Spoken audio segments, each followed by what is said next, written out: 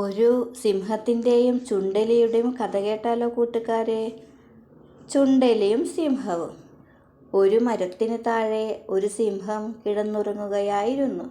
ഒരു എലി ചാടിക്കളിച്ച് ഓടിച്ചെന്ന് സിംഹത്തിൻ്റെ മേൽ കയറിയിരുന്നു. സിംഹം ഒന്നനങ്ങി. അപ്പോഴാണ് താൻ ഇരിക്കുന്നത് ജീവനുള്ള സിംഹത്തിൻ്റെ ദേഹത്താണെന്ന് പാവം എലിക്ക് മനസ്സിലായത്. എലി ഉടനെ ചാടിയിറങ്ങി. അത് ഓടാൻ തുടങ്ങുമ്പോഴേക്കും സിംഹം മുൻകാല് കൊണ്ട് അതിൻ്റെ വാലിൽ പിടികൂടി. തുടർന്ന് അതിനെ ചവിട്ടി ഞെരിച്ചു കൊല്ലാനാണ് സിംഹം ഒരുങ്ങിയത്. അപ്പോൾ പേടിച്ചു വിറച്ചുകൊണ്ട് എലി പറഞ്ഞു, മൃഗരാജാവേ, അങ്ങ് എന്നോട് ക്ഷമിക്കണം. ഞാൻ അറിയാതെയാണ് അങ്ങയുടെ ഉറക്കത്തിന് ഭംഗം വരുത്തിയത്. എന്നെ കൊല്ലുക അങ്ങയുടെ അന്തസ്സിന് യോജിക്കാത്ത പ്രവൃത്തിയാണ്. ചെറുതല്ലേ ഞാൻ. ദയവായി അങ്ങ് എന്നെ വിടുക.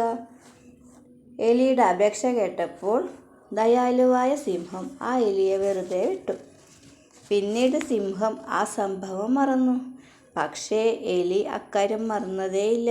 ജീവൻ രക്ഷിച്ച സിംഹത്തിൻ്റെ കാര്യം എലി എപ്പോഴും ഓർമ്മിക്കും. ഒരു ദിവസം സിംഹം ഇരതേടി നടക്കുമ്പോൾ വേടന്മാർ കെട്ടിയുണ്ടാക്കിയ ഒരു കെണിയിൽ അവൻ ചെന്ന് വീണു. സിംഹത്തിന് രക്ഷപ്പെടാൻ ഒരു മാർഗവും കിട്ടിയില്ല. അവൻ കോപം കൊണ്ട് ഗർജിച്ചു. എലി സിംഹത്തിൻ്റെ ദയനീയമായ ഗർജനം കേട്ട് ഓടിച്ചെന്നു. മൃഗരാജ ബന്ധനസ്ഥനായി കിടക്കുന്ന കാഴ്ചയാണ് അവൻ കണ്ടത്. ഭയപ്പെടേണ്ട തിരുമേനി, ഞാൻ അങ്ങയെ സ്വതന്ത്രനാക്കാം. അല്പനേരം അനങ്ങാതെ കിടന്നാൽ മതി, എലി പറഞ്ഞു. സിംഹം അനങ്ങാതെ കിടന്നു. എലി കെണിയുടെ കയറുകൾ ഓരോന്നായി കടിച്ചു മുറിച്ചു. വളരെ നേരത്തെ അധ്വാനം കൊണ്ട് എലി ആ കെണിയുടെ ഒരു വശത്തെ കയറെല്ലാം മുറിച്ചു മാറ്റി. സിംഹം